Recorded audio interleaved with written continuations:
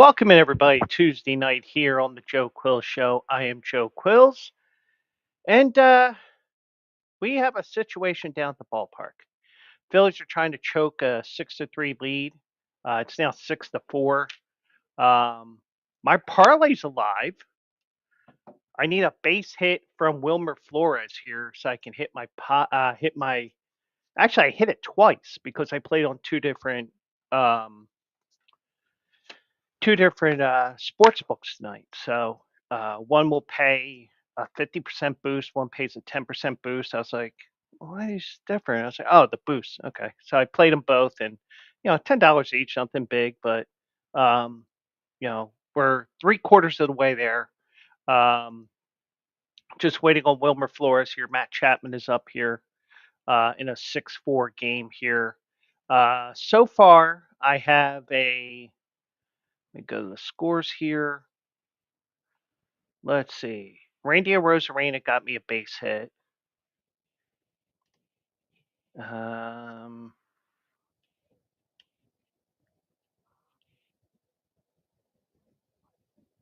where is it?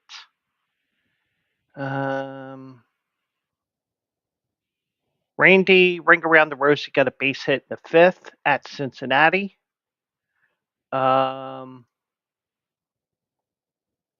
Juan Soto.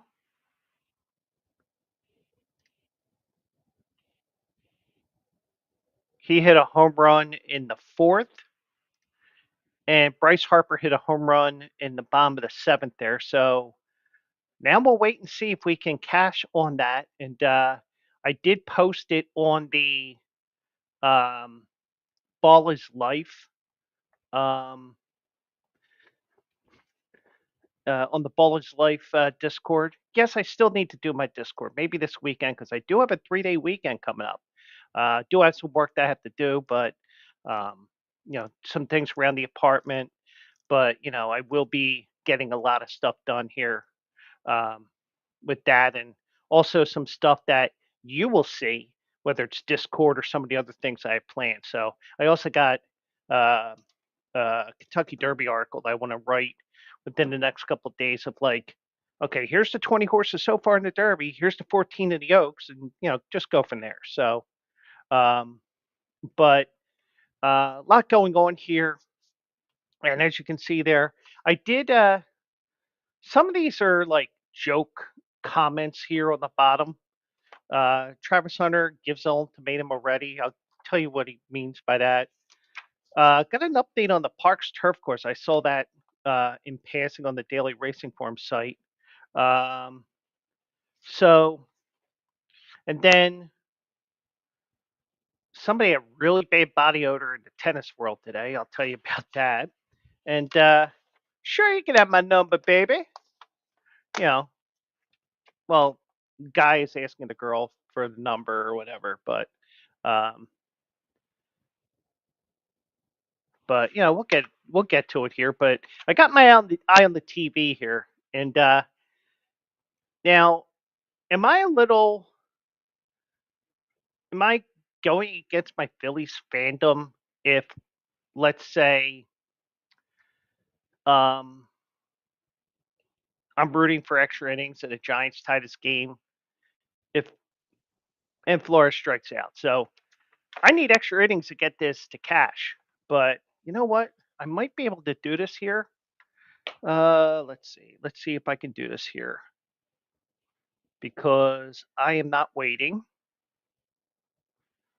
Um, hold on. Now I just need this to my bets. Cash out not offered. Fuck you. All right. So BetMGM won't let me cash out. Fanatics. Let me log back in. Cash out suspended. Fuck you too. So I'm three-quarters of the way there, and I need extra innings now. So we'll see what happens with that. And it's seeming like I am going to be doing this in about 20 minutes from now. But you know, whatever. It's only $10 on two different lines. So, but you know, we're three-quarters of the way there. When you're John Bon Jovi's age, it's no longer whoa, we're halfway there. He has to be at least three-quarters of the way there by now, right? Uh, you can tell that it's already been a rough week, but thankfully it's a 4-day work week for yours truly, which means 3-day weekend. Maybe I'll do some things uh, this upcoming weekend, and we'll see what happens from there. So, just realized something here. Hold on.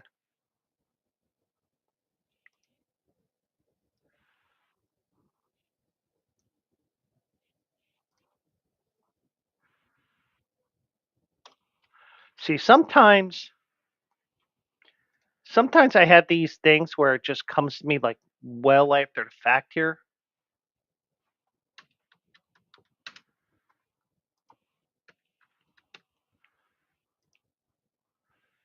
Uh,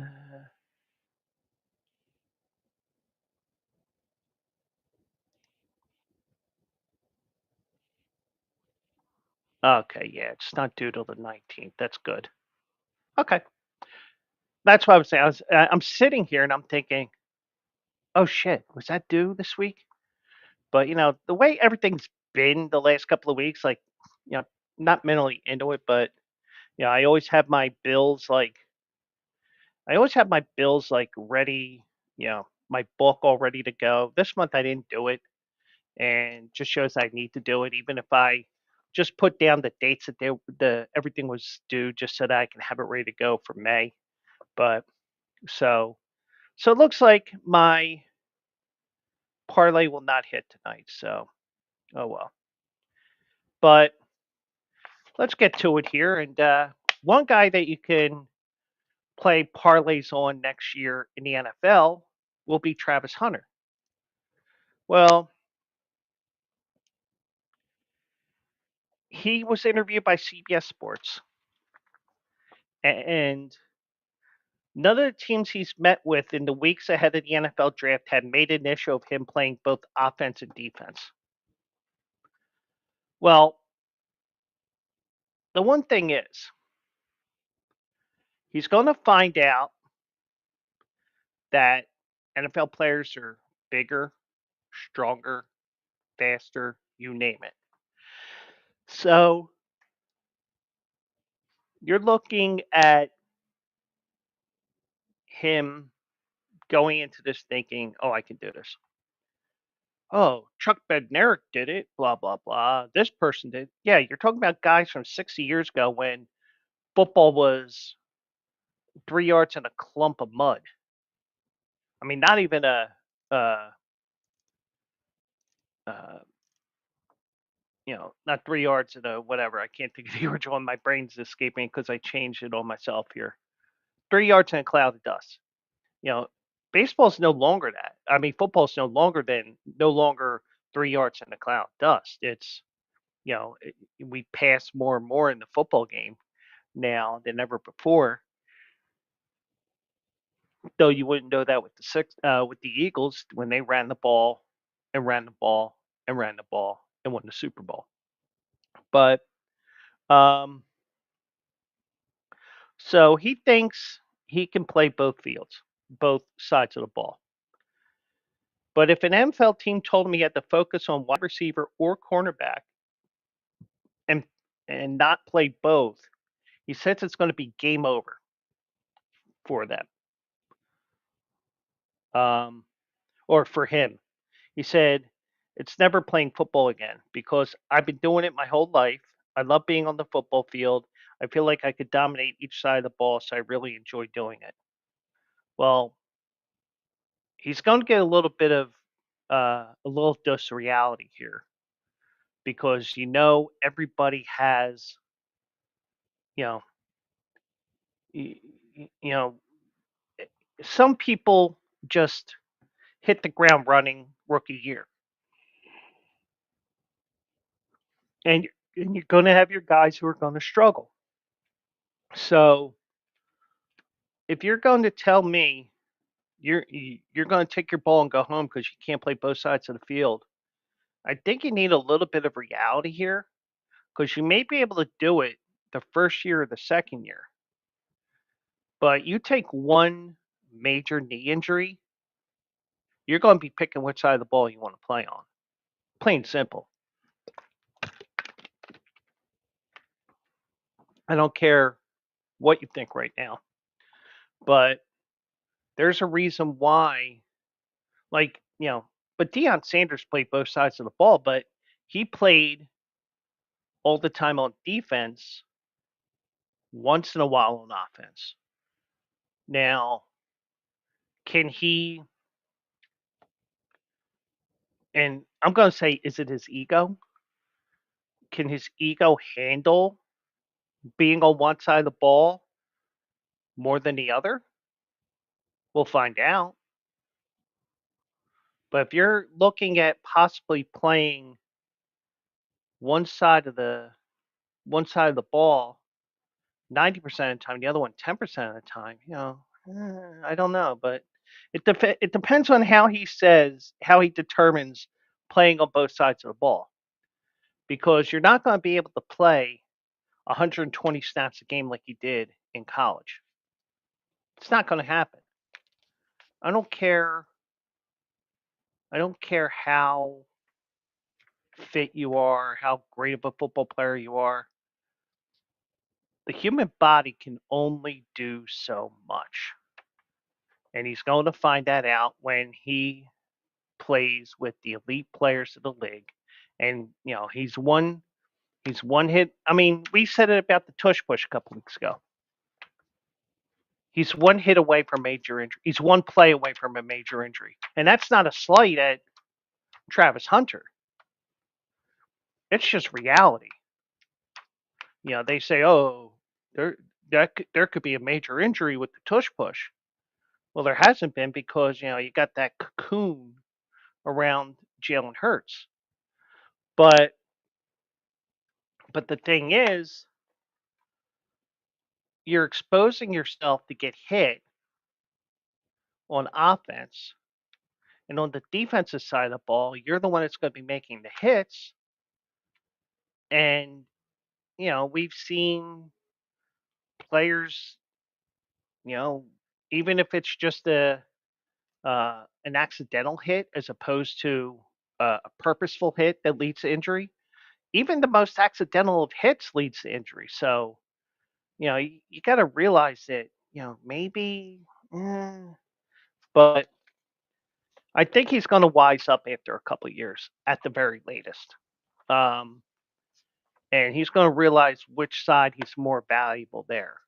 Um, Now, he's projected to be among the top picks. He's earned national honors on both sides of the ball, which builds up the ego. Um, as a junior last season, he won the Heisman Trophy, the Walter Camp Award, the Blitnikoff Award as top wide receiver, the Bednarik Award, and the Lot Impact Trophy as Defensive Player of the Year, and his consecutive Paul Hornung Award as the most versatile player. So he's saying, I got all these awards. I could just do this in the NFL. Well, guess what? You do that, you go into the NFL thinking that, and next thing you know, you're going to be out for the season, and then you're going to have to decide, do I want to play one side of the ball or not? Because you're going to get to the point where, and you may not even get to that second contract. And I'm not wishing ill ill will towards him. It's just, you know, that decision is going to come up on you quicker than you think. You're not going to be able to play both sides of the ball.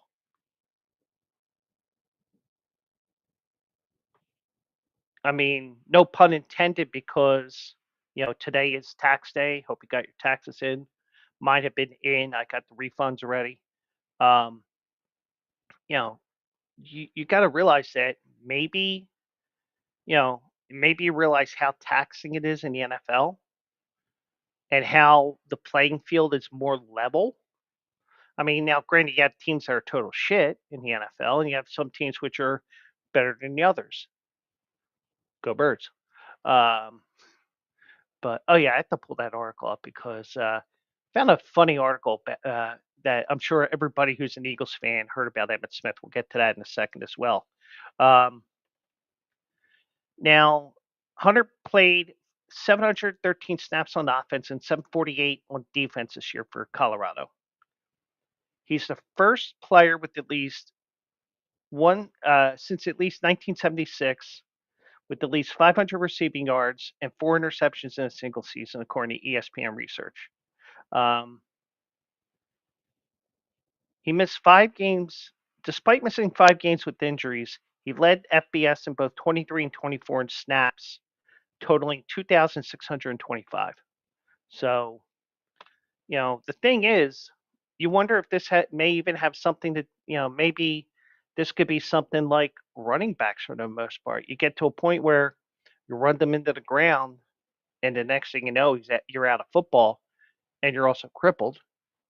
Whereas he may run himself into the ground. So,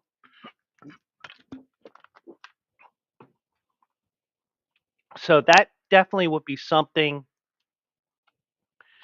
that um, that would be worth um, keeping track of because, truthfully, I don't see him. I don't see him being on both sides of the ball for more than a year or two. Mike says, once in a generation a special player comes around, can Travis Hunter be Otani? Two totally different sports, in my opinion. Um, you know, but Otani did blow out his elbow twice. But you just keep reconstructing that arm. Whereas,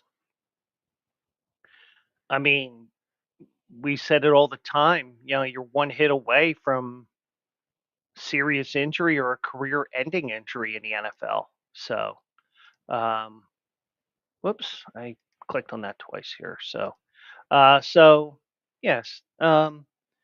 Now, um, now Hunter said that he's not going to slow down. Doesn't want to slow down when he gets to the next level. I just feel very confident in myself, and I got the competitive spirit that I can do whatever I put my mind to. I feel like I can do it.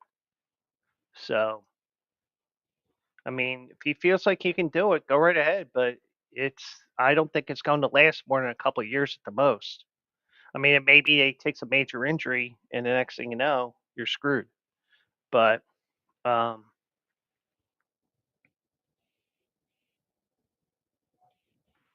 um,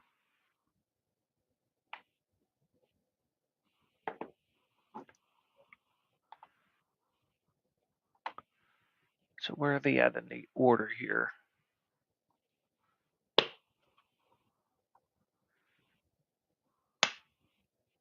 Uh,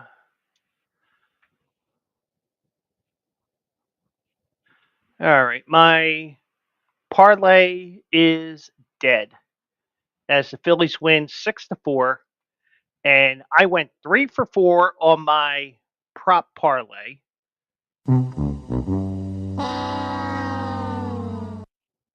I got Juan Soto with the base hit.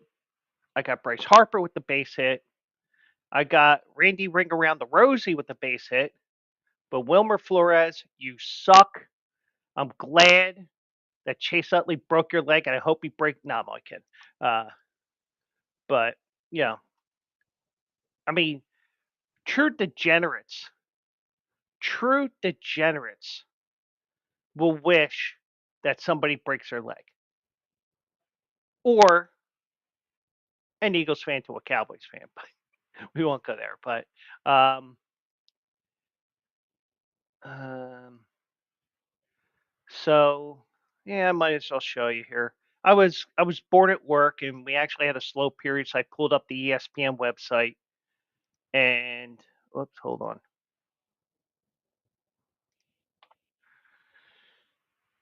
Um, there you go. Now, this was the Fanatic Sportsbook with a 50% boost. Randy Rosarena, a.k.a. Randy Ring Around the Rosie, he got a base hit. Wilmer Flores, no. Bryce Harper, yes. Juan Soto, yes. So now to play these individually, you're not getting shit individually. I mean, for minus 165, you know, I'm the type of person if it's larger than 115, there's no way in hell I'm playing as a single. But just seeing the numbers and everything like that, it's like, oh, Juan Soto, Bryce Harper, Randy Ring Around the Rosie. I didn't realize he was hitting 160 going to today.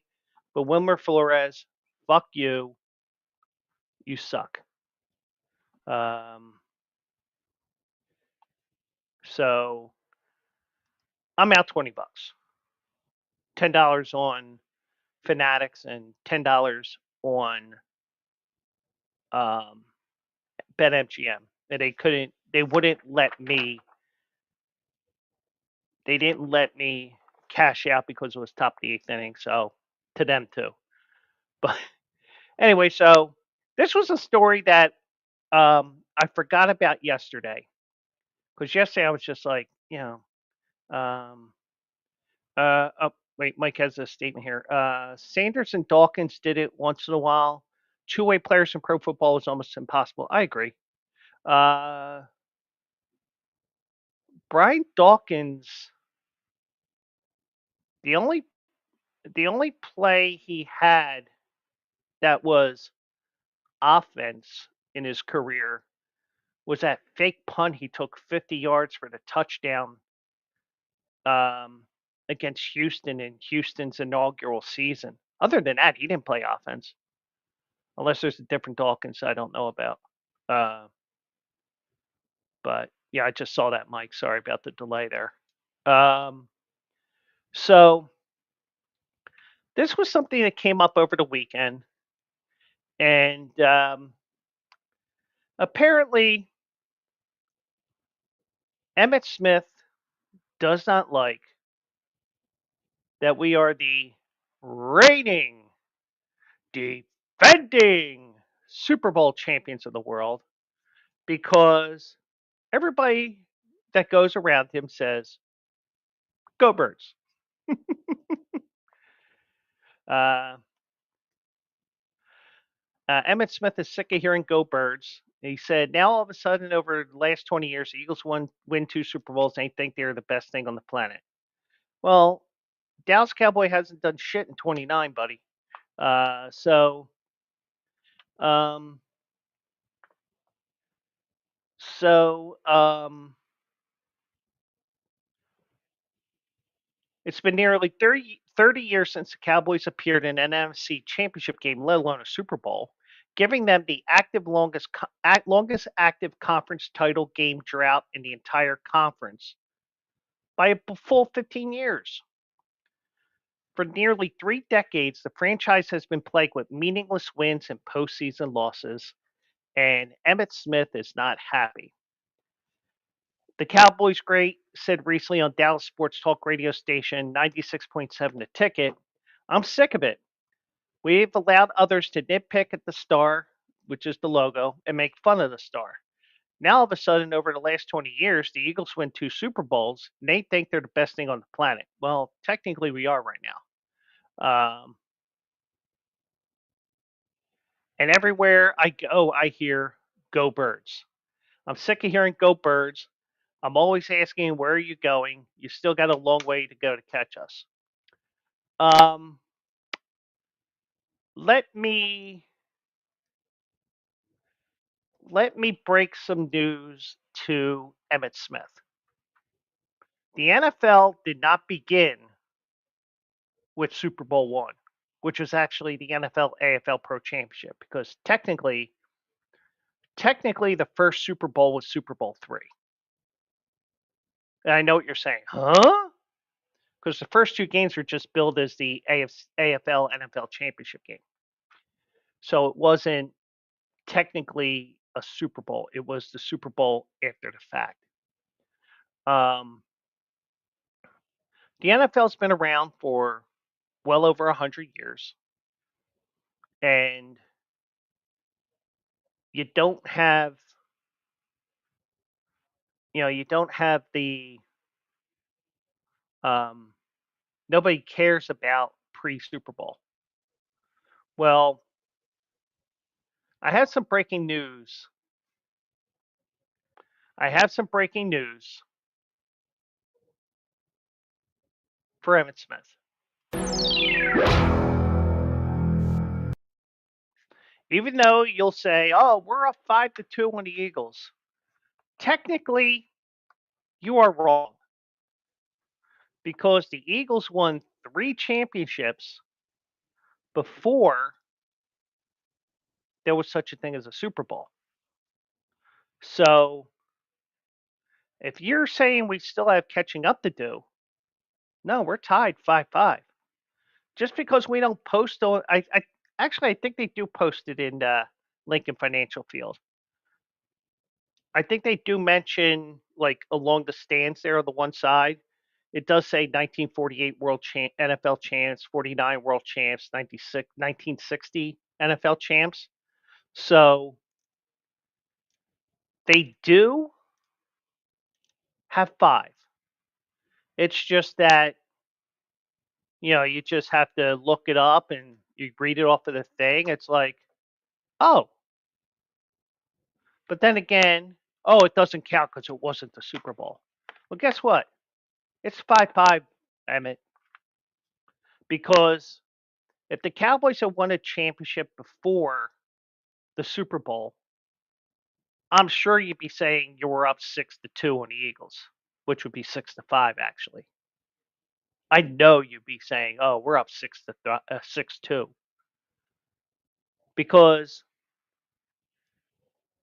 even though most people, especially it's when you get younger and younger, they're most football fans don't realize that the NFL began in the 1920s. It wasn't even the NFL back then. It was some other American Football Conference or whatever it was. But when you when you look at everything, now you look at some of the older teams in the league, and we'll just go with the other 2 teams in the NFC East: the New York Giants and the Washington Commanders. You look now, the Giants have it on the behind the one end zone. Washington, I think, actually has it on their logo. They recognize that they've won championships pre Super Bowl. So even though you'll hear, oh, Washington's won 3 Super Bowls, the Giants have won 4. Well, the Giants also remind you when you see those field goals and extra points toward the one end of the stadium, unless it's on both sides. I don't know. Probably know my luck when September comes around, that won't be there on the field. It'd be like, make me look like a liar now? But the thing is, winning a championship is winning a championship. If you're the best team in that league, yeah, you're the champion. Whether it's an NFL championship game or Super Bowl. Now, because we decided to name Super Bowl one Green Bay, or retroactively call it Super Bowl one, for the 1967 game. You know, the football did continue back then. Like, I could tell you right now, I'm sure there's a ton of people out there that are as ignorant as hell, and they'll say, Detroit's never won a championship. They never won the Vince Lombardi Trophy. And truthfully, if I'm Vince Lombardi, I don't want to be in Detroit either. That's why Detroit's got to come to Philadelphia this year. Now, I just think, that you have to, I mean, I can guarantee you. Let's say Detroit wins the Super Bowl this year. I don't think it's happening. I think they're going to take a step back after having all the high expectations, and they shit the bed in the playoffs because everybody on the defensive side of the ball was hurt. But it's May or it's April. I could still change my mind a million times with who's going to win the Super Bowl. But I'll tell you this, just the fact that, the Eagles haven't caught up with the Dallas Cowboys. In your qualification of Super Bowls, maybe, but the Eagles played long before the Dallas Cowboys came to existence in 1960. So if Emmett wants to say that we're not caught up, no, we're caught up. And he should know, especially with the way everything is, the rivalry between the two teams and everything, and the two fan bases and everything else. He should know how Philly fans act. And right now, the Philadelphia fan base has the right to talk shit, especially defeating a team that was going for three in a row.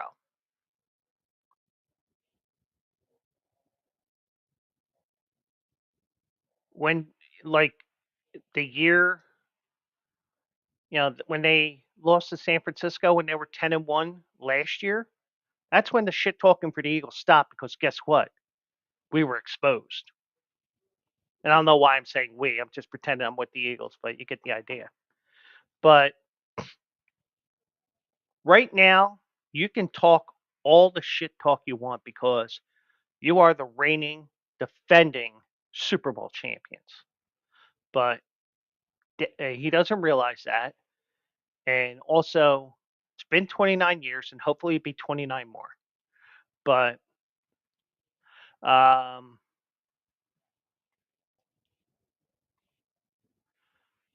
let's see here. I mean, he won 3 Super Bowls with Dallas, as we all know. Played majority of his 15-year career at the Cowboys, 8 Pro Bowls, 4 All-Pro nods, league's MVP in 1993. Um, Last time the Cowboys advanced past the divisional round was 1996, and they have just 5 postseason wins in that time. Eagles have won 4 postseason games just this year, because remember they had to play that 2-7 game, and that guy told some chick, "Oh, I'll see you next Tuesday," and he got fired. Remember that game? And the Eagles have won 20 playoff games since 1996. Um, Now, Emmett says that part bugs me. It bugs me because in my heart, I truly believe our organization should be contending for an for an NFC championship, and even a Super Bowl at least once or twice every decade, because every team recycles every decade. For us not to be there in the last 30 years is a crying shame. Well, let me tell you something, Emmett. Your GM sucks ass. And if you really want your team to win a Super Bowl, tell the owner to fire the GM. Oh, wait, that's Jerry Jones. He can't fire himself. His ego is too big. It's bigger than the state of Texas. Uh, yeah. So what my buddy is saying is read between the lines, go Birds. Yeah, read between the lines. There you go. Read between those lines, Emmett. But um, you know, the problem is the front office because the owner is the GM, the CEO, and whatever title he has. So if you want to if you got a problem with not getting to the Super Bowl in 30 years, well, look directly to Jerry Jones, and let me find it here.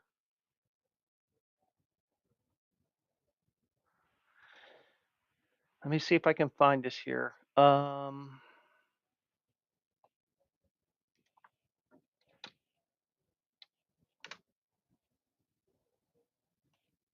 Hmm, oh no, I didn't want to do that. Hold on.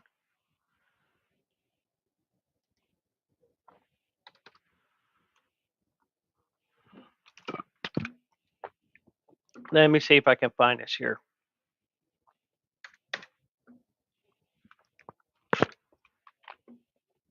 Um,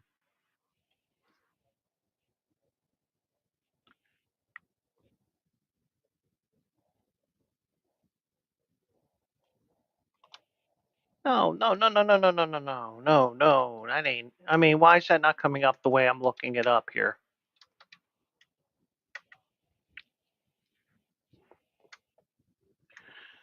All right. I'm gonna play this video. I'm gonna find it here for you. Um,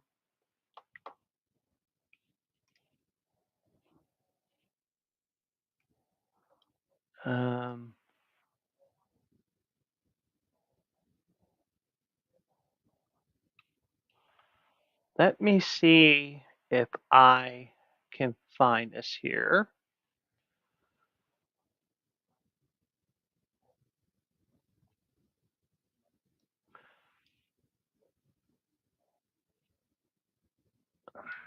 It's not here.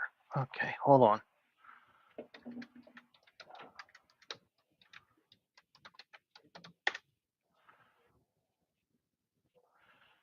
All right. So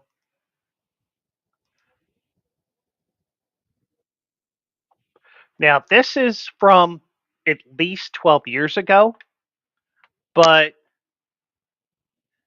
this may be the reason why. This may be the reason why, Jerry, why your team sucks. And it's more than just the fact that you're the GM. Here's what I mean.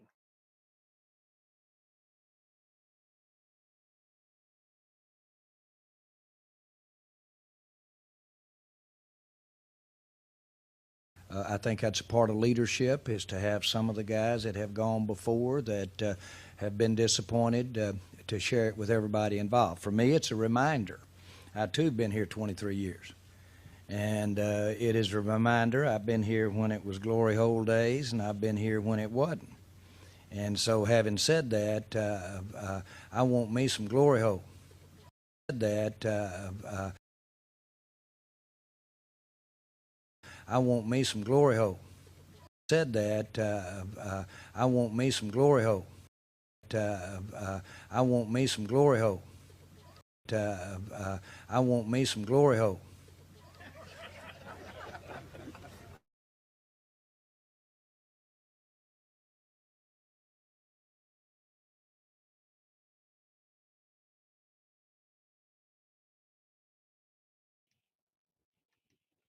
All right, hold on.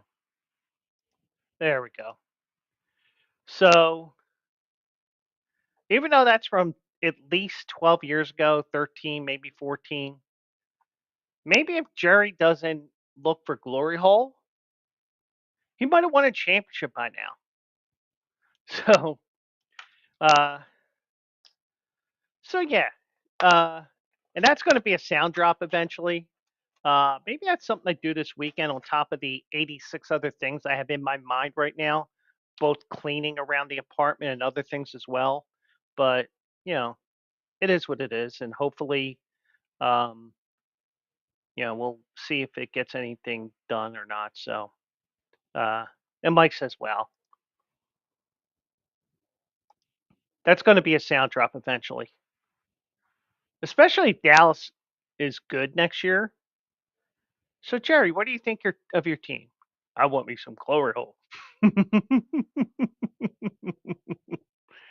So, um, so yeah, so uh, we'll see what's going on with the football that's going on. But if you see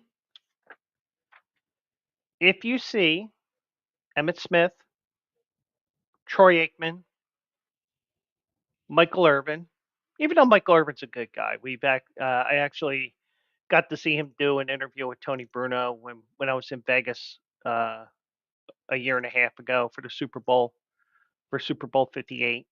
Um, you know, also the older the better because they won't chase after you if they threaten you or anything. But just remember, go Birds.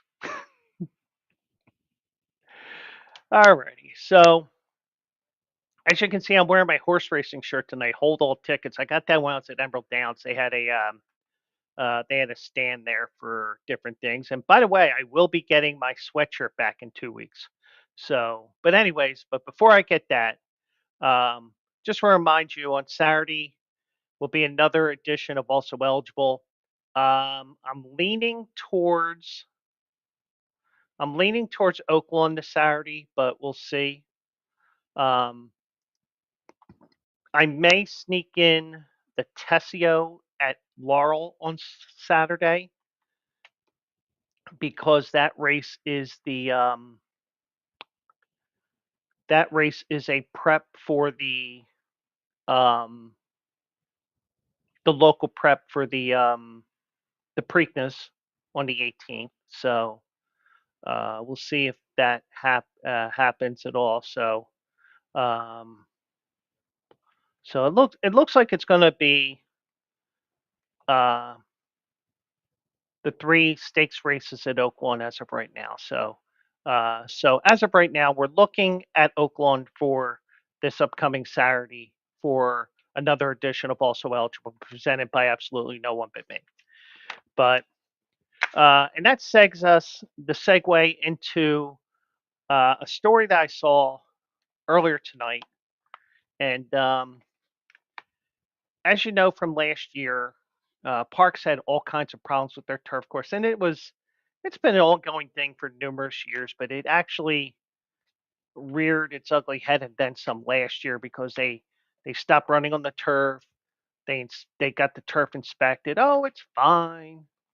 Well, Heisa, you screwed up because another horse broke down, and Park said, "All right, we're done with racing on the turf this year." So I don't know if they've actually. Well, if you watch the races from Parks, the turf course looks in just as shitty condition as it was last fall or last summer before the Pennsylvania Derby Day.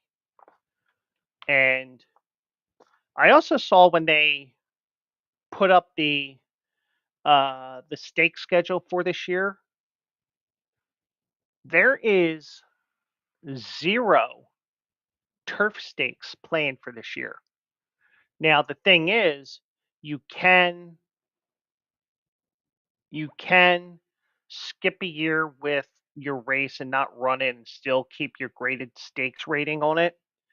But I don't know how that would work because the Turf Monster, which is their graded stakes race on the turf on Pennsylvania Derby Day, that got moved. Um, that got moved to the main track after a horse broke down in one of the early races that day. Um, so you ended up having the Turf Monster off the turf, which was going to be a 10 to 12 horse field, ended up scratching down to like 8 because they're having problems with the turf again. And then it was like, oh well, we're not running because you're not on the turf. So it ended up with like a 5 horse race or something like that. But nothing is planned on the turf in terms of stakes races. Now, an update. I found an update today. It was posted today. It was posted by Patrick Moquin. And I know because it's not one of those names I normally see on the Daily Racing Forum website, I have to say this. Who the fuck is that guy? But anyways, um, Parks does not intend to schedule any turf racing until at least August due to the potentially unsafe racing conditions. Now, here's a question I have. So you have an unsafe condition. You have all winter to do what you need to do to get the problem started to get fixed. You know, maybe you get some advice from New York because most years they start running on the turf well before you expect them to. Maybe you consult them. Maybe you consult Penn National, who used to have one of the best turf courses in the country. Maybe you consult um, Laurel, who has races early in the year on the turf. Maybe you consult Colonial Downs because the one thing I found out with Colonial Downs is at the end of the meet, now, sometime between September and March, and I don't know when they exactly did it, they actually burned their turf course. And I guess the nutrients and everything from that ends up going into the soil. They can regrow the grass and stuff like that. I mean, I don't know what they do exactly, but when you were watching the racing from the racing from Colonial in March, there was no turf racing. And I didn't expect anyway because of the fact that the month of March is such a goofy month because and we're just getting out of winter. You know, the heat has finally been turned off for the until next fall in my apartment. Um, I just wonder what is there left. I mean, what is there left to do? It just seems like they weren't doing anything with the turf course. And the thing is, obviously, you got 4 days where you can do something. Whatever you would do to fix the turf course, but they haven't done. But they're citing. I mean, they do have a legitimate issue in a sense. Now, they usually have their first turf races right around Memorial Day weekend. Sometimes it's the week before. Sometimes it's the week of. Um, they've had issues maintaining the turf course the last year, and claims that adverse conditions over the winter have rendered the surface unsatisfactory for racing. Now, the thing is, we didn't get much snow because one thing is, if you think about it, even though you're not running until May, if you think about it, the way you want some winners, especially if you're not looking at the horse racing aspect of it, you want it to snow a lot, especially in the mountains, because guess what? Water will come from the mountains down to our area. So, you kind of want something like that where and the one thing I always tell somebody is, "Oh, we haven't had much snow," but I tell people, "Yeah, as long as we get the rain, I can't give a rat's ass if we only had 3 inches of snow for a winter. If we get the rain to make up for it, yeah, I'm okay with that. But yeah, I would like to see a couple of snowstorms, especially since I work from home, and maybe next winter we'll have a major snowstorm. Because guess what? I get to sit here and I get to watch the maintenance crew and maybe even contractors, whoever they get, and they got to do all the way around the building. So, but but in terms of just looking at what they do, just looking at that plot, that course, you do have, you can just have the snow sit there all winter because the one winter that we broke a record for the most snow in a winter, we didn't necessarily get a 20-inch snowstorm. We got 6 inches. Then we got another 4. Then we got another 4. Then we got another 6. I think we had like 15 snowstorms, but they were never more than 5 or 6 inches.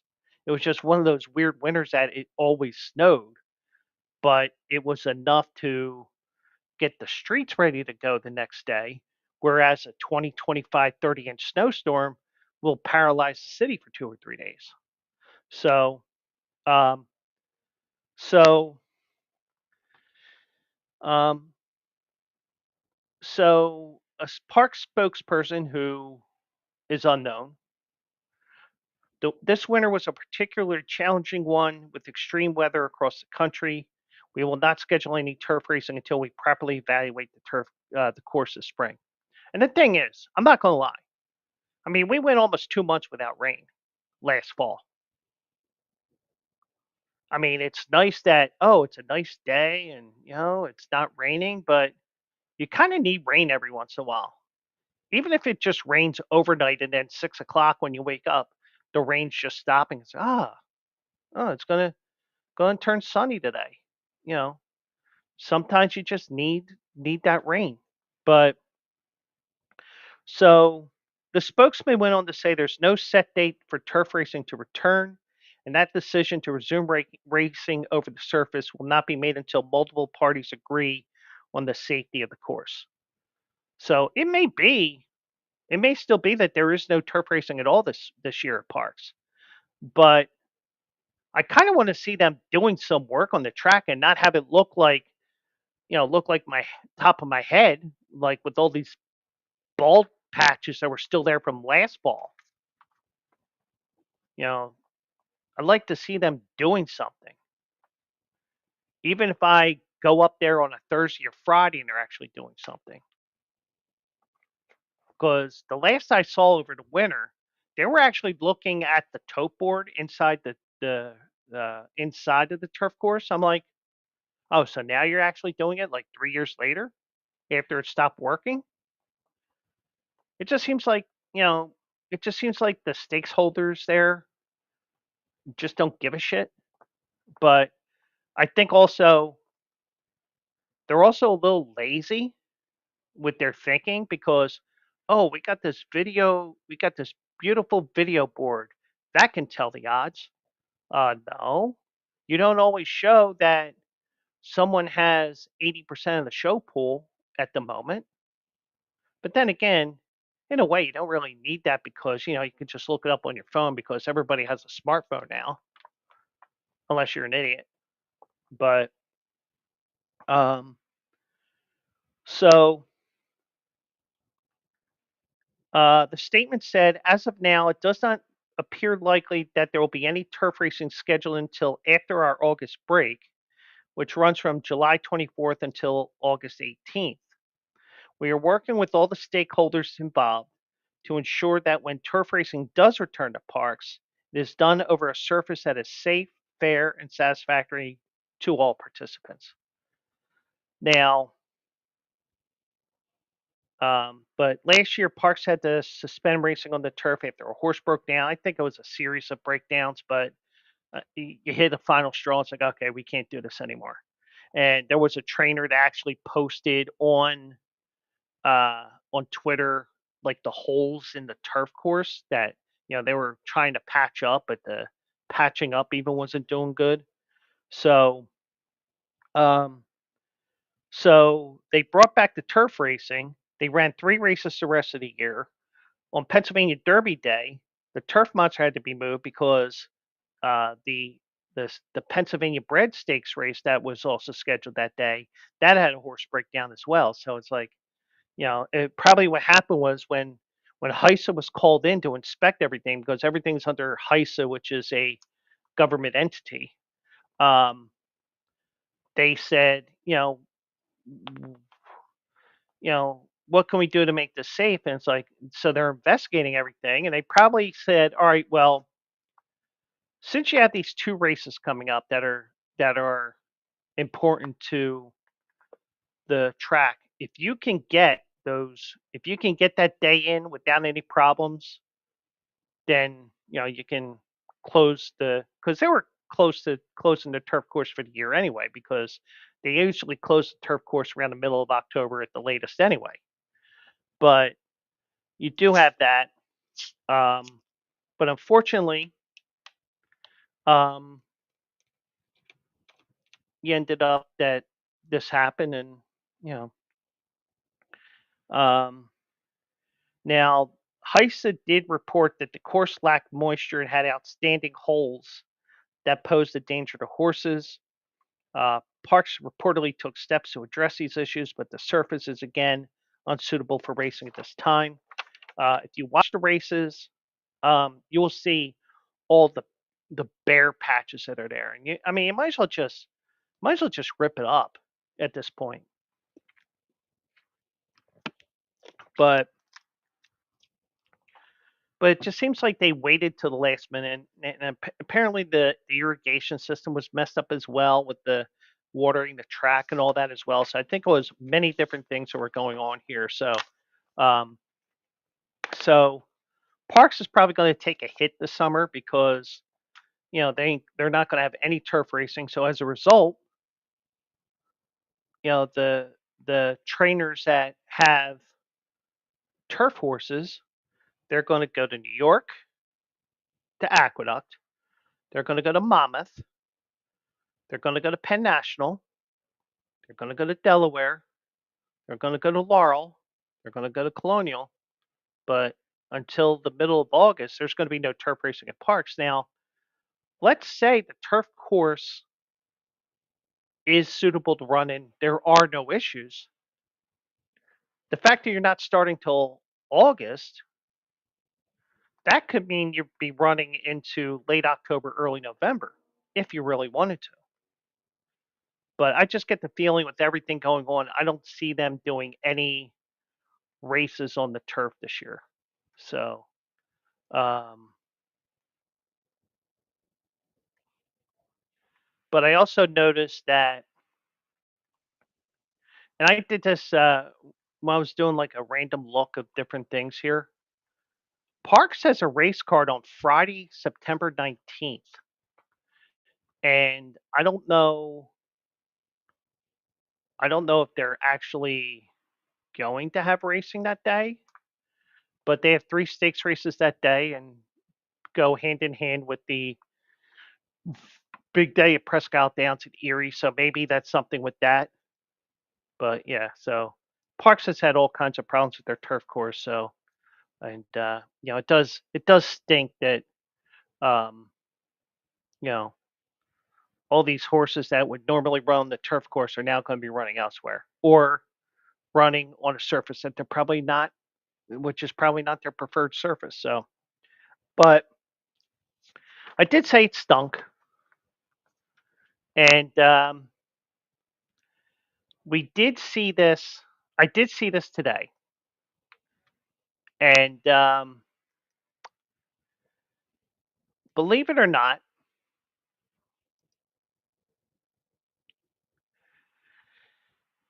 one of the one of the girls in this tennis tournament in I don't even know where this was.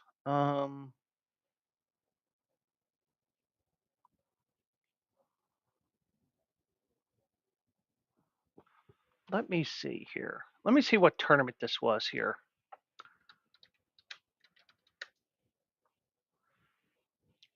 She was playing in the Open Day Rouen, which I think is in France. Um,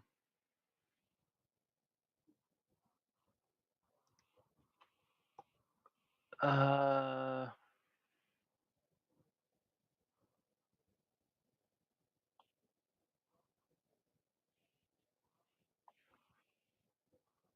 I'm trying to see here. I don't.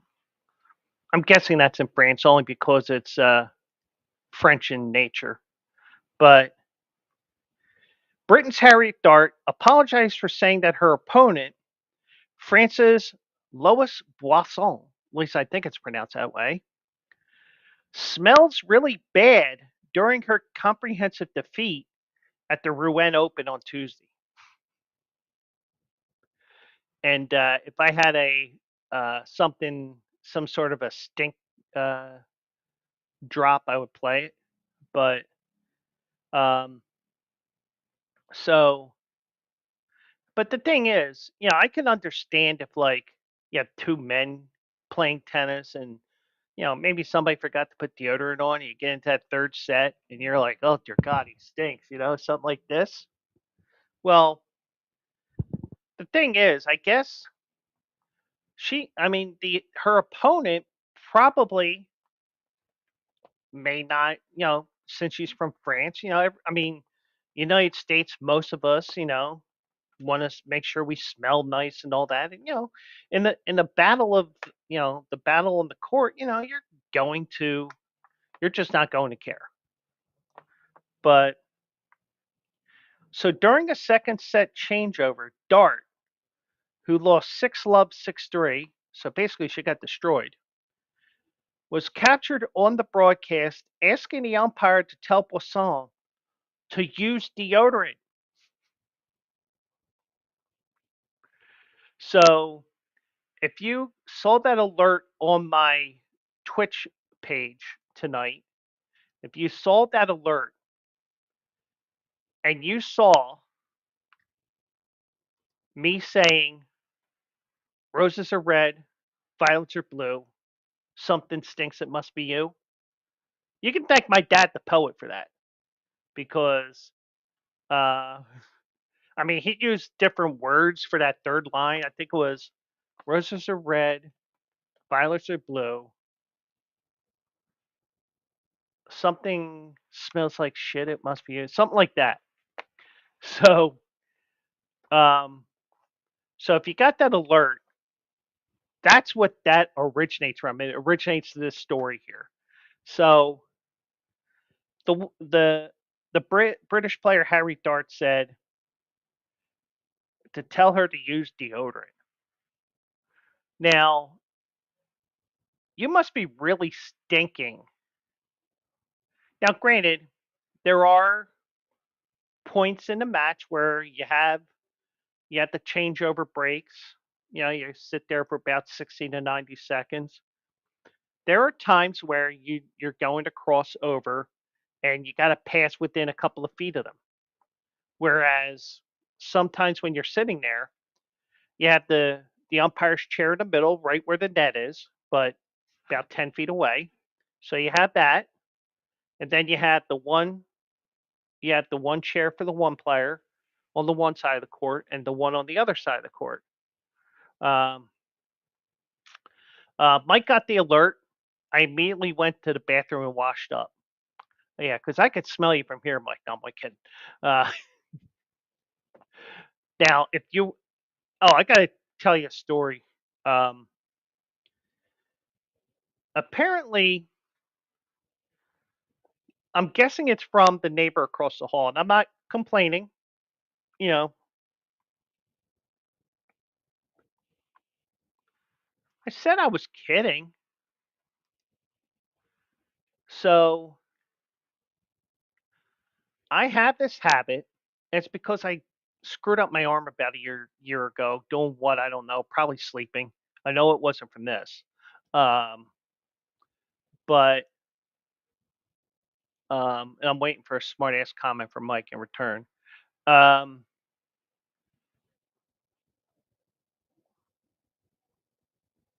I woke up around 6 o'clock this morning, and it seems like if I don't sleep all the way through, I always wake up in the 6 o'clock hour.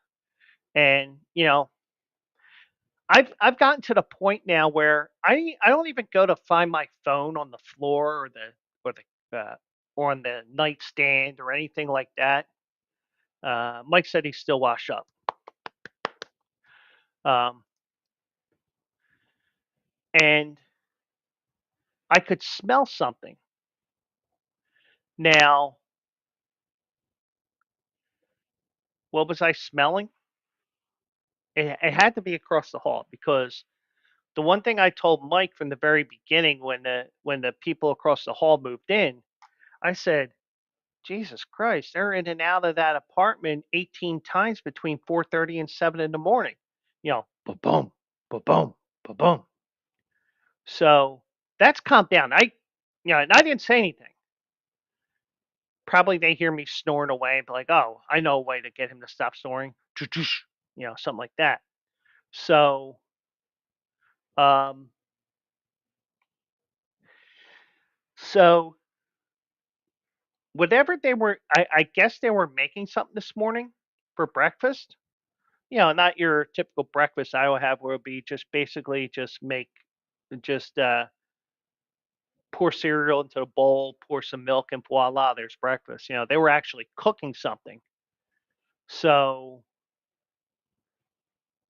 they were cooking something, and it was wafting all the way over here, and it filled my apartment. I mean, I'm like, and I'm just making sure it's not smoke or fire or anything, because you never know.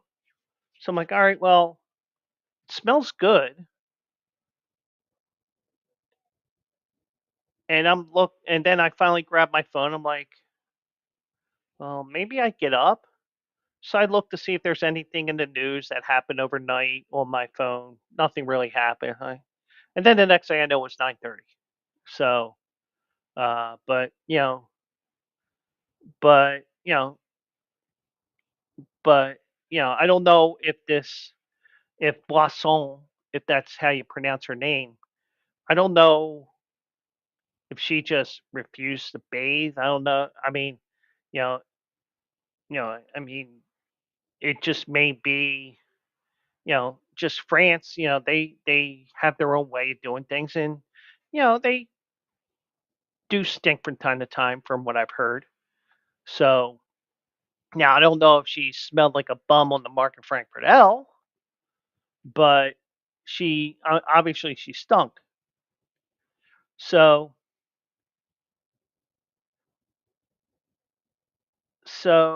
Dart was heard saying to an official, "Can you ask her to put on deodorant? Are you stinking that bad that you're asking the umpire to put on deodorant?" Because truthfully, you know, I mean, granted, you don't want to have 5 pounds of shit in your pants, but you could have a itty bitty shart, but stupid stuff. But um, so the comment sparked immediate backlash on social media, as you would expect, because everything hit social media. And she said, Dart wrote afterwards on Instagram, "It was a comment made in the heat of the moment. I truly regret it. It's not the way I want to behave, and I take full responsibility. I have a lot of respect for Lois and the way she competed today. I'll learn from this and move on." But do you really? Do you really? Yeah, I mean, if she stinks, she stinks. There's nothing you can do. I mean, there's nothing in the rule book that says you have to be clean, no matter how foul she smells. Now, you may tell her you may want to take a bathroom break because you may be maybe having some female issues, or maybe you shit yourself. That's something different. But body odor, I don't think there's anything you can do about that. Well, not in the battle of a tennis match. Off the field, yeah, you can bathe. And every country has different things and different traditions and stuff like that. So, um, you know, you, you do what you could do. But Boisson gave a lighthearted response to the incident. She posted a photo on Instagram of her on court with a Dove deodorant edited into the image above her head, above her hand, that is, tagging the company and writing that they apparently need a collab. So Boisson um, was ranked 303rd. She was making her first WTA Tour appearance of the season following injury, Dart, who was ranked number 62, failed to convert any of her 6 break points and dropped her serve 4 times. So, um, this time of the year, Mike, um, they are they are in open air stadiums. Now, if this is in France, um, let me just look here because I am going to find the information on this tournament. Um,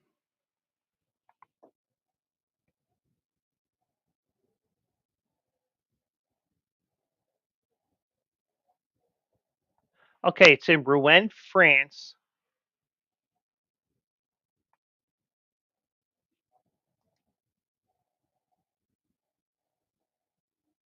and it's actually on an indoor clay court. So what they do is they truck in a bunch of dirt, they lay it on the surface. Um,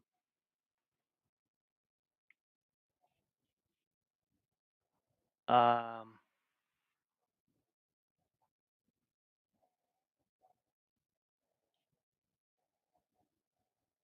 so this is a second tier event this week.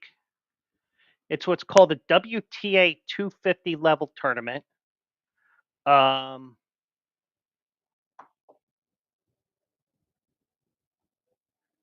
well, actually, it's like a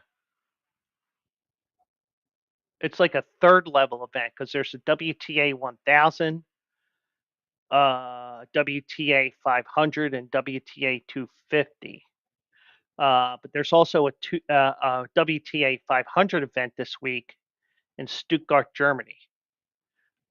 So this is like for the players that can't get into that tourney in Stuttgart, they end up going to this event, which is actually indoors. So, um, um, actually, I heard that. Well, Mike said, well, James Brown did say make it funky. True. Um, I think what she should have done,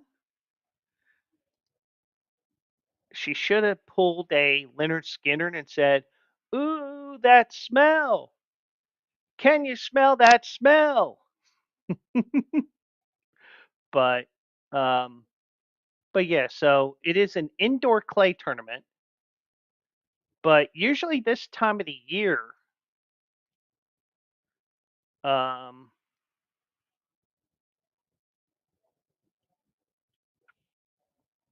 and the Stuttgart tourney is also indoors as well.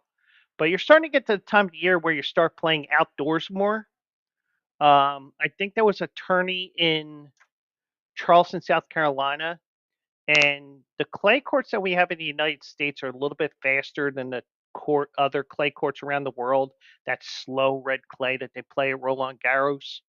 Um, but you're starting to get to the point where you're going to be outdoors, you're going to be playing in the tournament, but even with an indoor stadium, it's still I still imagine there's enough area where you know you're not necessarily smelling her from the other end of the court. You got to cross paths with her every once in a while. I guess that's what led her to say that. Probably, kind of like how I was saying, even though it's completely apples and oranges here, one thing I said numerous times in the past was I want somebody to get in the head of Shohei Ohtani, which may not be a good thing, but I want to see somebody have the balls to do this. My opinion, and I guarantee I'm wrong by saying this, and it won't be the first time. Um, I guarantee you that it won't go over well. I would definitely say if Shohei hits a home run, but then again, he's hit so many home runs that nothing you can do because the ball sounds so much different coming off of his bat, and it may just be the bat company that he has probably just has better wood. but not morning wood. They probably have better, the quality of the wood that they're making. I'm sure it's probably a Japanese brand that we never heard of here in the United States, but it just sounds different. And if I really wanted to mess with Shohei Ohtani, especially in October, I would say, hey, inspect that bat. We want that inspected by the commissioner's office. And we haven't really seen that in baseball in the last 15, 20 years. But I also wouldn't be surprised if something like that were to happen um, with the torpedo bats that are coming in, which are totally legal. It's just that it's like I told Mike because I had the one light bulb, and I think, matter of fact, I think I had to replace it within the last week or two. I'm not sure. I said when the LED lights came out, the energy saving bulbs, you didn't have that regular light bulb look to it. You had that curly Q tubular stuff, and all of a sudden, the light bulbs makers had to make them look like those old light bulbs because nobody could get a grasp of the fact that those light bulbs were actually the same thing, even though it just didn't look the same. But you know, I mean, I could see complaining, and yeah, I think what I would have what I would have liked to have heard, besides the apology, I'm okay with the apology, even though it doesn't seem like it's that. Um, it doesn't seem like it's that sincere. Maybe it is. Who knows? But you know, maybe put a little truth behind it and say, "Hey, I was trying to get in her head." Sometimes you say some things which are completely out of bounds, and it totally knocks them. It totally knocks them off the momentum that they're on. Maybe it was that. Maybe she did stink so bad that you smelled her on the other side of the court. But then again, you're playing in France, so I'm sure there's a lot of French people there that stunk ungodly as well. But, you know, I would rather have said, yeah, I was trying to get her off her game. Just admit it. That's all. That's all you got to do. But, yeah, was it uncalled for? Yeah, plain simple. And, you can, um, you can. I mean, I would have criticized her as well if I had seen it in the heat of the moment. I probably would have laughed my ass off as well, but I'm adding something to this list here. Let me see if I have it on here. As we get to our final story here, and this is also a bit of inappropriateness involved here. Well, unprofessionalism. Um,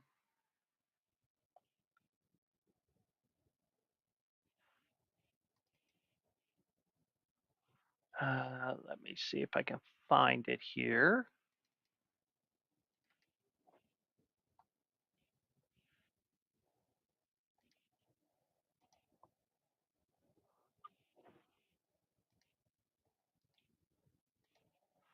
So I will say this. I think there's sometimes you just don't you don't act a certain way, anything like that. But I'm sure if this was reversed, and I think we see the double standard here with everything here. But when I get to it, but basically, it would be something along the lines of this. Sure, you can have my number, baby. By the way, that's Barack Obama from when he did an audio book. Because I also have one that says there are white folks and there are ignorant mother effers like you. But you know, I I'm the ignorant mother effer, by the way. Uh, but um, I think now, granted, the one interview that I did have when I was down in Florida, I fucked up. There was no sound, but I I thought that one question that Chef Tom asked was inappropriate. I was like, but then again, there was no sound, so no details would have been known to anybody who was watching or listening or trying to watch it after the fact. However, Brave sideline reporter Wiley Ballard asked for a fan's number during a segment on the game. So what I'm going to do is I'm going to share my screen again, and I think I'm going to have to. Yeah, I might have to. Hold on.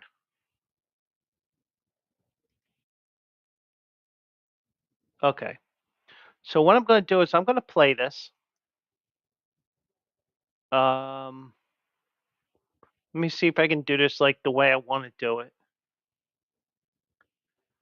Um,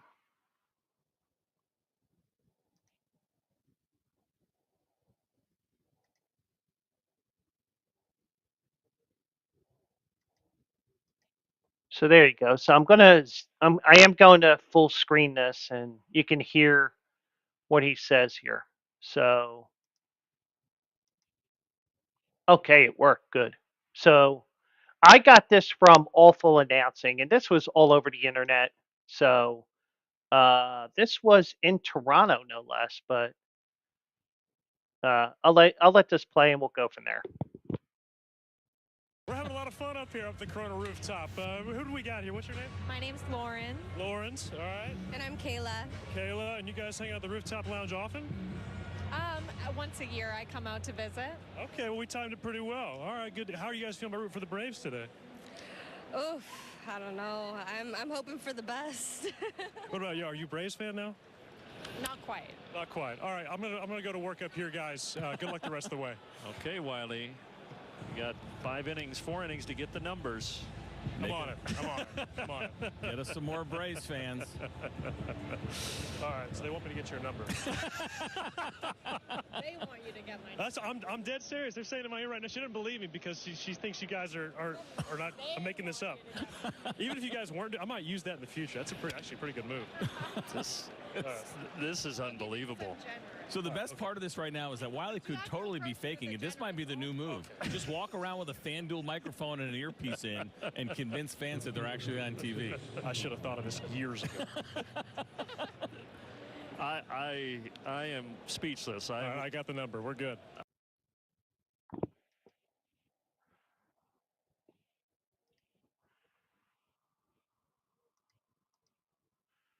Now you can tell it is 2025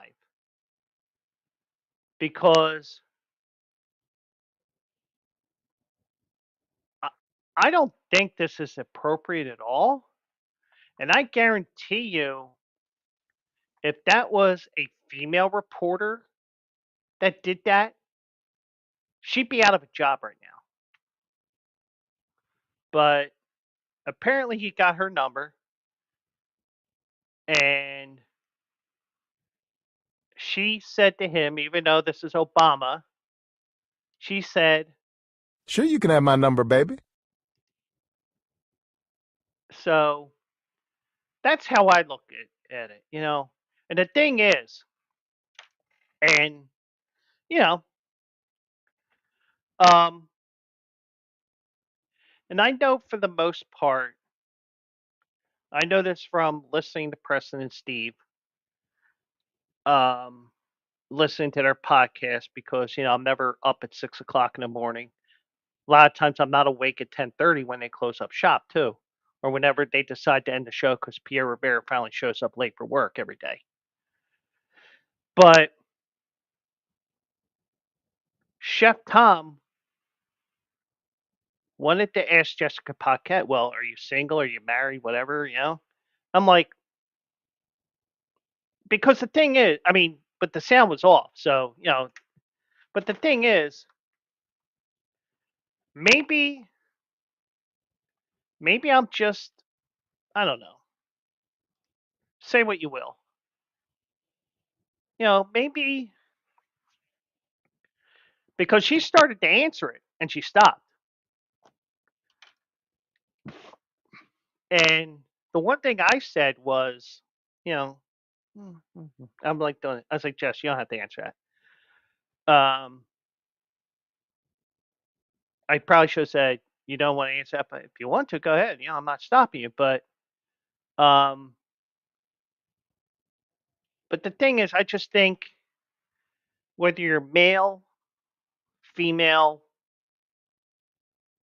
you know, and all the different categories there are out there, because, it just seems like, and I'm not bashing people, I'm not going into the LGBTQ system. It just seems like I just look at sites online and stuff like that. It's like there's this term. It's like I got to look it up on Google because what the fuck does that mean? Oh, okay. So, and I don't even know, does it fit into the LGBTQ thing with their words, or is this just something that people are making up along the way just because they're fucked in the head for whatever reason? And I don't mean fucked in the head as in loco, but it's like, it's like it's almost like you're playing the game with this little kid, and they're making up the rules as they go along. It's like, you know, if I have three fives, if I had three fives here in my hand, I automatically win. I got three fives. Then the next hand, you get the three fives. Up, I got three fives. I win. Oh, that was just for that hand. You make shit. Sometimes people make shit up as they go along. At least that's what it seems like to me. Maybe I'm a little too fucking sheltered, but it just seems like, you know, I just feel like with the thing that I'm telling you, which nobody will ever see or hear about again because I fucked up the sound. I just feel like you get into this rabbit hole where, well, why are you single, Joe? Well, because I wear goofy ass T-shirts like this. Hold all tickets. You know, what happens in my past is in my past, and if I want to, know about your past and all the different relationship shit and all that, that's between me and her. Or if you're a lesbian or you're gay or whatever the correct terminology is, because I'm trying to be sensitive to everything here.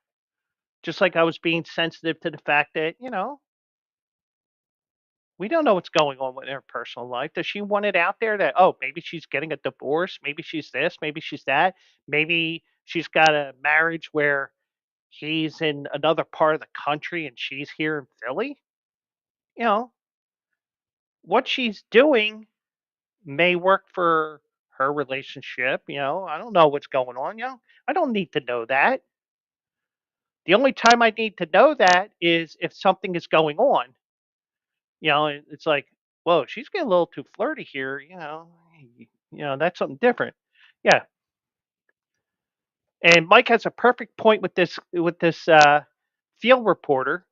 I'm just going to call him that. As long as he's working, stay professional. What you do after work is your business. The reporter was wrong. Now, it also doesn't help that the two announcers in the booth are egging him on to get her number, and you heard that on there. But I just think unless you got outed that you're in a relationship, like Alec Bohm did with Erin Dolan of ESPN, because she even though she was not really mentioning anything about it since last fall, I saw on her Instagram a couple of months ago that she did out herself with some things with her and Alec Bohm. So You know, so if you want to blame that cold streak on someone, blame it on her. Because if you remember from Rocky 1, Rocky 2, women weaken knees,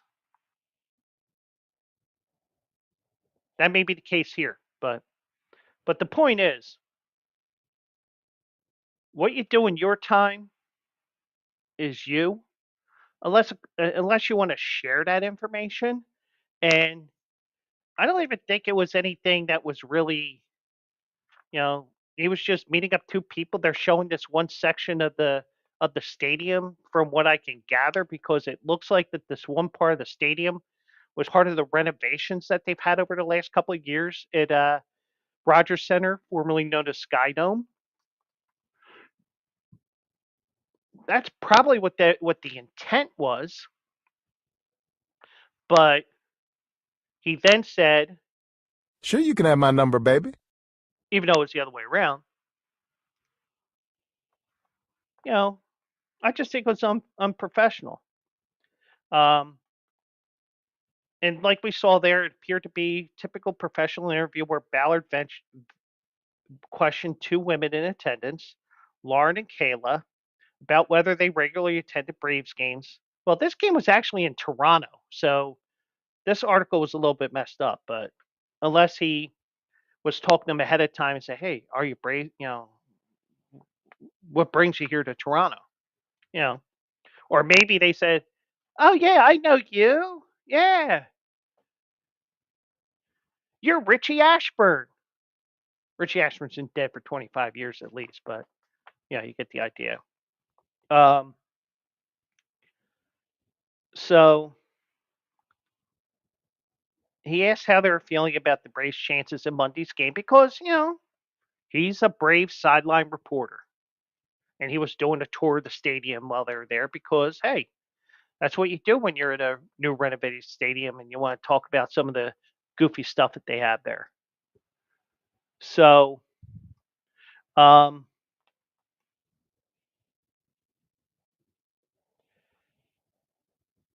so, and I think that there was more to this interview at the beginning. He said, "All right, guys, I'm going to get to get go to work up here, guys." And yeah, I think the way that he said that, it was totally about the game and not anything else. But they turned it into um, the work involved in attempting to get Lauren to put her number in his phone. That is after a little push on the Braves play-by-play man Brendan Gaudin or Gaudin. And Brendan Gaudin has caused numerous controversies over the last couple of years as well. Um, like he was bashing the Phillies the one time. I forget what it was exactly, but I don't have time to look it up. But I mean, I don't know about you, but I just think not only is it him doing that on camera, but being egged on by those in the press box calling the game for the Braves, it makes no sense. It's very unprofessional. Gaudin, however you pronounce his last name. Okay, Wiley, you got 4 innings to get the numbers. When did a telephone number turn into the numbers? And also, with the fact that we are in a wireless world, all you got to do is if they put a number down, you just, all right, let me call it. Boom.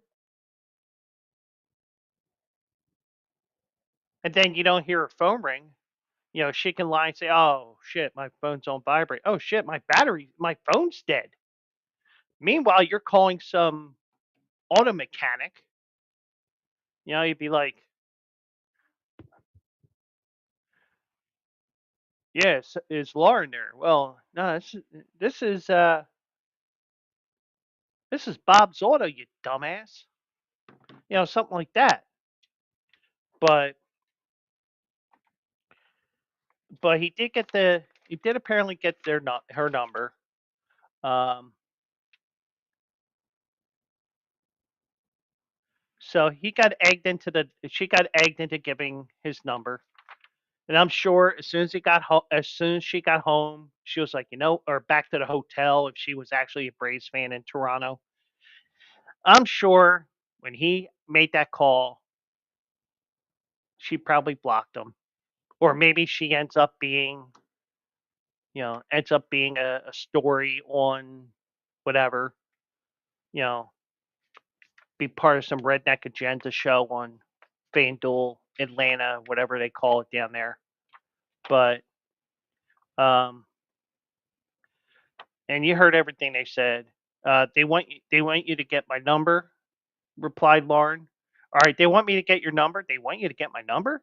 I'm dead serious. They're saying in my ear right now. She doesn't believe me because she thinks you guys are making this up. I might use that in the future. That's a pretty good move. But they were, um, but they were going back and forth and all that, and um, but the thing is, it just seems so unprofessional. If a woman does it, she's out of a job. Some of the comments that were made on here, um, CJ Nitkowski said, players of the game, Wiley Ballard, Grant Holmes, and Austin Riley. Y'all crushed on X tonight. Your comments were hilarious. Brandon Gaudan said the Wiley Ballard game. Kevin Augustin, who's a random. Oh no, he's a Toronto sports fan. I don't know what he does. I don't know what he does, but um,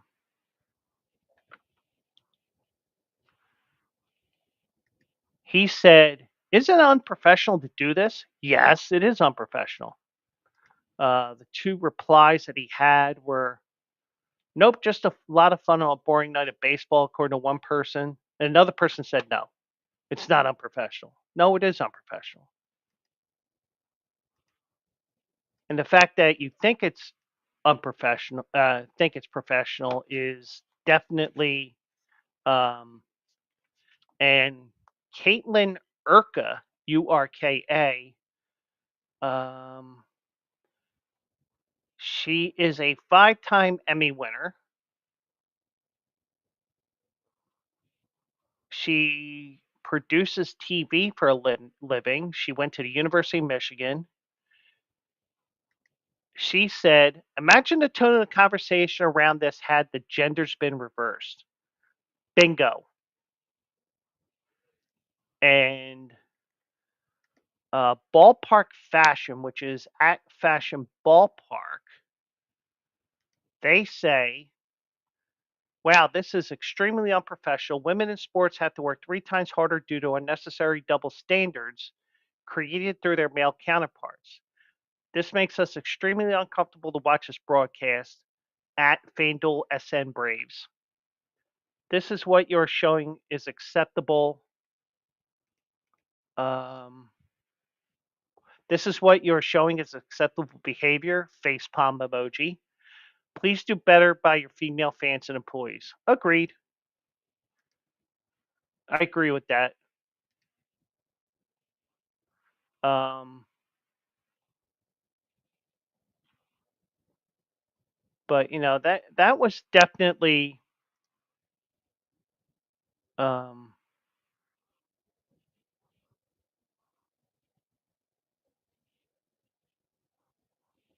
but that was very unprofessional. Um, I mean, I don't know about you, but that was cringeworthy. Now, granted, I probably would have laughed at first if it happened on TV, but after a while, I'd be like, that was, and once you see it on the internet and all that, you'd be like, so yeah, that was very cringeworthy, and you know, I've done cringeworthy shit in my lifetime, but not anything like that. But but the thing is now, even if it's just two friends, it's like, all right, well, let me make sure I put this number in right. Do, do, do, do, do, do, do, do. And you call the number, your number comes up on their call ID. Well, there's my number, bitch.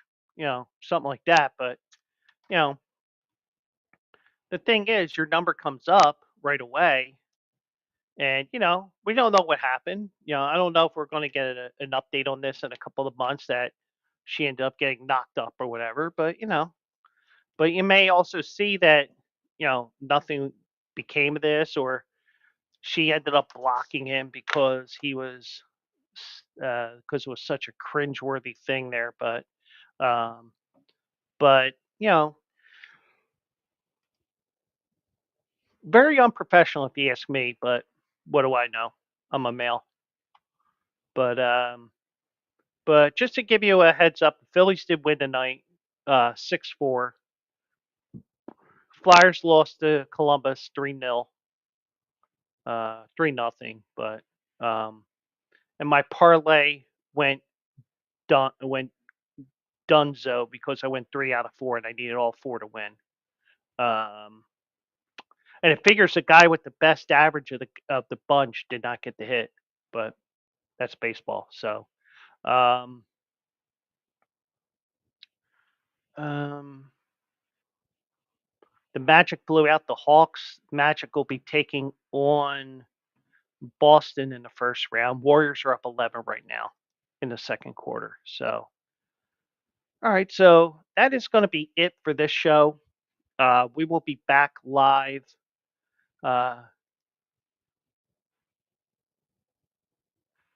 yeah, I'm thinking like Jake in Major League. Yeah, that's exactly it. She gave him the number of an auto mechanic. You know, well, there was the one time, but sometimes I like to mess with people. Hey, what's your number? 800-588-2300.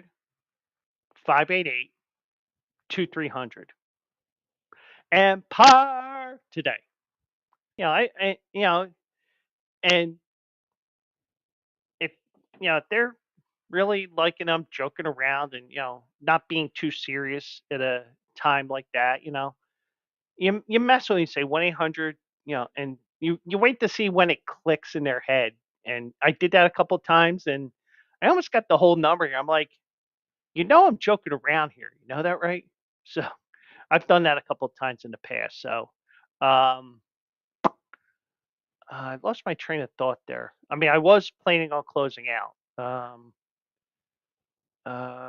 Let's see. Um, oh, I know it's still. Wow. All right, so that is going to be it for this show here.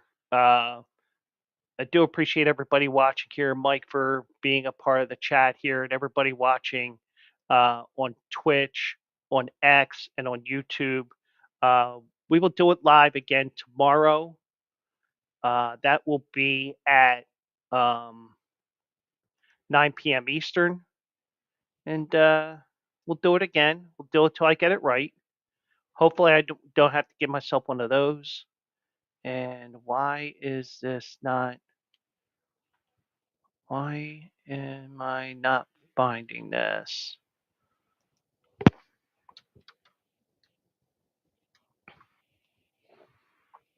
No, no, no, no, no, no. You cannot do this to me. You cannot be doing this to me. You cannot be serious.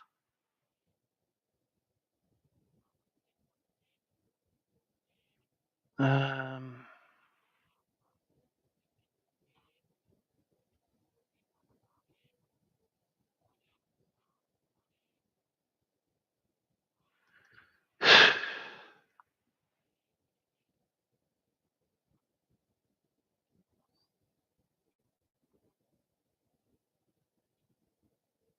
just trying to find one thing here. And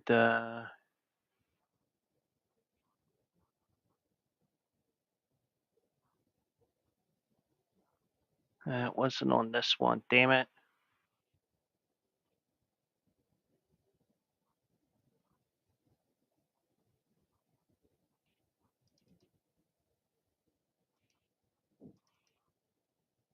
No. All right. Well, I can't close the way I had planned on closing because. Oh, wait. Is it here?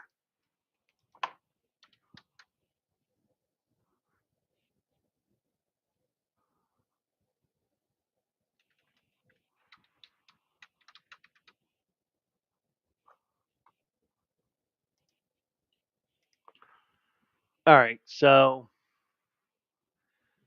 I can't close this out the way I wanted to, but I do have a closeout song here tonight. So I do appreciate everybody.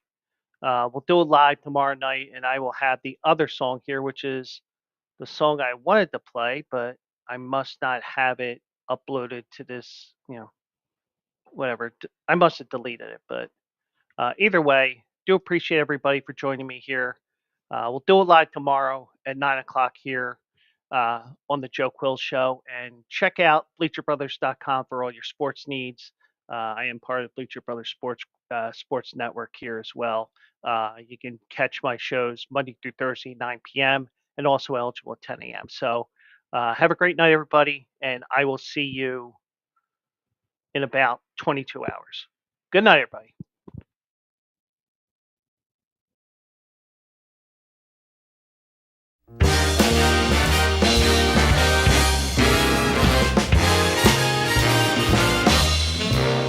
I'm going back to see the Phillies back in my hometown. Back to Philadelphia before the sun goes down. Wanna get back there to the ballpark lights. I gotta see the Phillies, what a beautiful sight. Gotta go cheer 'em on, help 'em score some runs. We wanna make the Phillies #1. I want you to tell everybody that I'm leaving today. I'm going back to Philadelphia, PA. I'm going home to Philadelphia, back in old PA, to see the greatest team in the USA. Wanna laugh at the fanatic doing his thing. Wanna stand up for the anthem, hear the people sing. I love to shout, it's out of here, that's one they'll never catch. I even love to do the 7th inning stretch. I want to tell everybody that I'm on my way. I'm going back to see the Phillies today.